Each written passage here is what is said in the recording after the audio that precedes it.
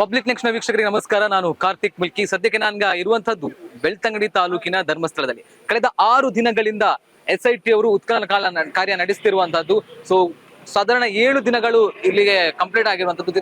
ಇಂದಿನ 7 ದಿನಕ್ಕೆ ಹಿಂದೆ 1ನೇ ಗುಂಡಿ ತೆಗಿತಾರೆ, ಆನಂತರ 2, 3, 4, 5, 5ರವರೆಗೆ ಯಾವುದೇ ರೀತಿಯ ಕುರುಹುಗಳು ಸಿಕ್ಕಿರುವುದಿಲ್ಲ. ಆದ್ರೆ 6ನೇ ಗುಂಡಿಯಲ್ಲಿ 28 ಮೂಳೆಗಳು ಸಿಕ್ಕಿರುವಂತದ್ದು, ಅವಶೇಷಗಳು ಸಿಕ್ಕಿರುವಂತದ್ದು. ಆ ನಂತರವಾಗಿ 7 ಮತ್ತು 8 ಉತ್ಖನನ ಮಾಡ್ತಾರೆ, ಅದರಲ್ಲೂ ಸಿಗುದಿಲ್ಲ. 9 ಮತ್ತು 10 ಮೊನ್ನೆ ಶನಿವಾರ ಮಾಡಿರ್ತಾರೆ, ಅದರಲ್ಲೂ ಕೂಡ ಯಾವುದೇ ರೀತಿಯ ಕುರುಹುಗಳು ಅಥವಾ ಯಾವುದೇ ರೀತಿಯ ಪಳೆಯುಳಿಕೆ ಸಿಕ್ಕಿರುವುದಿಲ್ಲ. ಆದ್ರೆ ಇವತ್ತಿನ ದಿನ, ಇವತ್ತು ಸೋಮವಾರ ದಿನ 11 ಮತ್ತು 12ನೇ ಡಿಗಿಗೆ ಕಂಪ್ಲೀಟ್ ಆಗಿ ಪರದೆಯನ್ನು, ಸ್ಕ್ರೀನ್ ಅನ್ನು ಹಾಕಿರ್ಬೋದು. ನೀವು ವಿಜುವಲ್ ಅಲ್ಲಿ ಗಮನಿಸ್ತಾ ಇರ್ಬೋದು. 11 ಮತ್ತು 12ಕ್ಕೆ ಕಂಪ್ಲೀಟ್ ಆಗಿ ಗ್ರೀನ್ ಮೆಸ್ ಅಲ್ಲಿ ಅವರು ಸ್ಕ್ರೀನ್ ಅನ್ನು ಹಾಕಿರುವಂತದ್ದು, ಕಂಪ್ಲೀಟ್ ಆಗಿ ಮುಚ್ಚಿರುವಂತದ್ದು. ಸೊ ಇವತ್ತು 11 ಮತ್ತು 12 ಮತ್ತು 13ರ ಡಿಗ್ಗಿಂಗ್ ಅನ್ನು ನಡೆಸ್ತಾರೆ.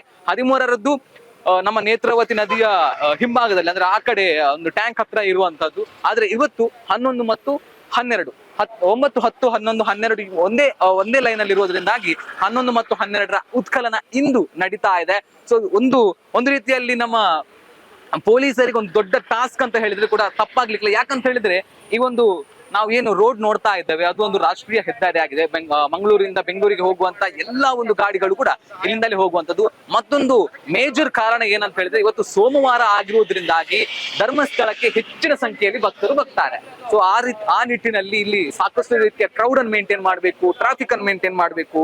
ಇದೆಲ್ಲವೂ ಕೂಡ ಪೊಲೀಸರಿಗೆ ಒಂದು ದೊಡ್ಡ ಟಾಸ್ಕ್ ಆಗಿದೆ ಅನ್ನುವಂಥದ್ದು. ಸೊ ಇದೀಗಾಗಲೇ SIT ಟೀಮ್ ಕಾಡೊಳಗೆ ಹೋಗಿರುವಂತದ್ದು, ಅಲ್ಲಿ 9, 11 ಮತ್ತೆ 12ರ ಸ್ಪಾಟಿಗೆ ಹೋಗಿರುವಂತ 11ರ ಸ್ಪಾಟಿಗೆ ಹೋಗಿರುವಂತದ್ದು. ಈಗ ಕಾರ್ಮಿಕರನ್ನು ಬಳಸಿಕೊಂಡು ಅಲ್ಲಿ ಗುಂಡಿಯನ್ನು ತೆಗಿತಾ ಇದ್ದಾರೆ, ಉತ್ಖನನ ನಡೆಸ್ತಾ ಇದ್ದಾರೆ. ಒಂದು ವೇಳೆ 4ಕ್ಕಿಂತ ಹೆಚ್ಚು ಅಡಿಗೆ ಹೋಗ್ಬೇಕಾದ್ರೆ JCB ಅನ್ನು ಬಳಸುವಂತ ಅನಿವಾರ್ಯ ಇರುತ್ತದೆ ಅನ್ನುವಂಥದ್ದು. ಸೊ ಸದ್ಯಕ್ಕೆ ಯಾವುದೇ ರೀತಿಯಾದಂತಹ ಮಳೆ ಬರುವಂತಹ ಲಕ್ಷಣಗಳು ಕಾಣಿಸ್ತಾ ಇಲ್ಲ. ಅವಾಗ ಮೋಡ ಕವಿದ ವಾತಾವರಣ ಬರ್ತಾ ಇದೆ. ಅದಾದ್ರೂ ಕೂಡ ಇವತ್ತಿನ ಯಾವುದೇ ರೀತಿಯ ಮಳೆಯ ಲಕ್ಷಣ ಬರ್ತಾ ಇಲ್ಲ. ಶನಿವಾರವೂ ಕೂಡ ಇದೇ ರೀತಿಯಾಗಿತ್ತು, ಬೆಳಿಗ್ಗೆ ಯಾವುದೇ ರೀತಿಯ ಮಳೆ ಇರಲಿಲ್ಲ. ಆದ್ರೆ ಮಧ್ಯಾಹ್ನ ಮೇಲೆ ಸಾಕಷ್ಟು ರೀತಿಯಲ್ಲಿ ಜೋರಾಗಿ ಮಳೆ ಬಂದಿರುವಂತದ್ದು, ಅದೇ ರೀತಿ ಇಲ್ಲಿ ಸಾಕಷ್ಟು ರೀತಿಯಲ್ಲಿ ಮಳೆ ಬಂದಿರುವಂತದ್ದು. ಸೊ ಆ ನಂತರವಾಗಿ 10ನೇದ ಡಿಗ್ ಮಾಡ್ಬೇಕಾದ್ರೆ ಮಳೆ ಬಂದಿರುವಂತದ್ದು, ಆದ್ರೆ ಎಲ್ಲಿ ಕೂಡ ಸಿಕ್ಕಿರ್ಲಿಲ್ಲ.